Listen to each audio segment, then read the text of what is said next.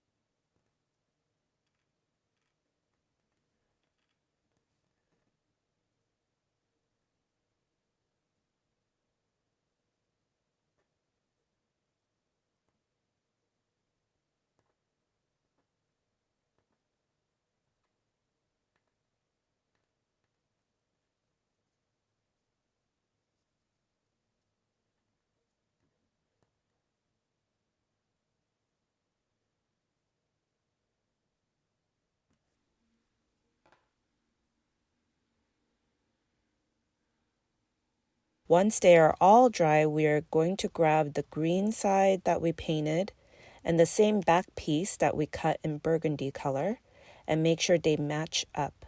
Then fold down the center. It doesn't really have to perfectly meet in the center, so don't worry about making the fold perfectly.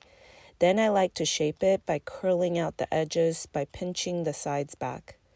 Next, I'll be linking this white glue below the video, and you'll need to add the glue on the longer side of the leaf only up to where the cut is from the template, and grab your floral wire.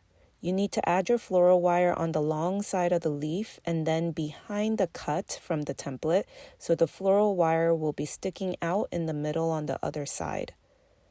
Then glue all around and make sure to not glue too much because it will take longer to dry. Then add the green side, then shape more of it as the glue dries by pinching the sides out, and I like to curve out the corners on the side where the wire is.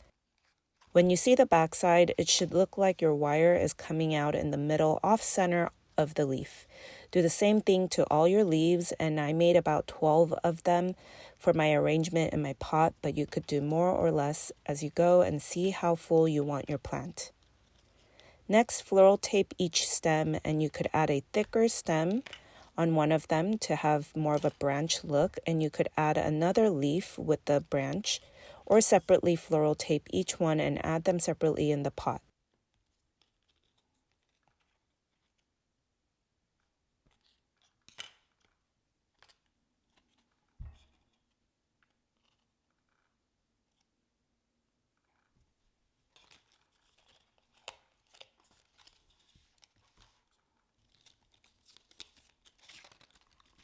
You will also need to get a pot and add some styrofoam with rocks that fit, then poke the piece in organically and shape. Next, I'll be showing you how to make the paper prayer plant. You'll need to cut this center piece on pink paper, and you could find all the measurements in the template. Then cut the first piece on a darker green that has the center design, and two of the same pieces that are a full leaf shape, one in light green and one in burgundy. Get the first darker green piece with the center design and add a dark green gouache paint. And there is a top and bottom to the design. You should see the stroke design going down like the letter V for violin, and follow the pattern as you paint the darker green paint. I also like to make it look like a feather stroke, so I just start from the center and stroke diagonally up. Then after you let that dry, grab all your pieces in order, and we'll start with the dark green and light green piece. Glue the back and add the light green and match up. Then grab some floral wire and sandwich the burgundy piece, wire, and then the green pieces we just glued. And while the glue is drying, shape by pinching the sides back.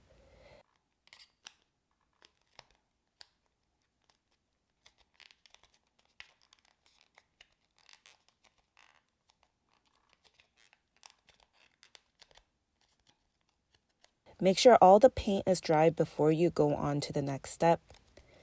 You'll need to use the matte finish Mod Podge with a sponge brush and stroke along the leaf like the letter V. Then add the pink centerpiece and match up the letter V shape with the paint design we brushed and the Mod Podge strokes that we just brushed, and lightly push down the ends. Then brush Mod Podge over that. It's okay that the Mod Podge has the white glue over it with the color white. It'll dry clear.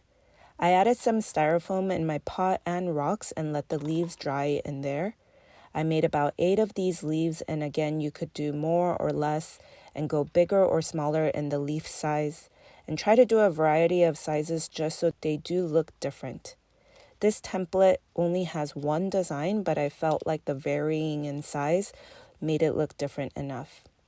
You could also use darker green paper and add even darker green paint on top. When I saw the real prayer plant in person, I felt like some had lighter green shades and some had darker green shades, so you can make a variety of different shades. And I felt the leaves were not shiny, so make sure you are using the matte finish Mod Podge and trust the process. When it is fully dried, you won't see any of the white glue on it. I want to say it takes a good hour or so to fully dry, but for sure by the next day you won't be able to see any of the white areas. Even while they are drying, you could finish it off by adding floral tape. I added a thicker floral wire on one of them to make it look more like a branch, and added another piece on the branch. The other ones I just floral taped separately. Then get your pot ready and add a few separately on the base, and add the branch in the center and shape how you like them. I also have a few other paper plant tutorials I'll be linking below the video that pairs very well together. Please like this video below and subscribe. Thank you for watching.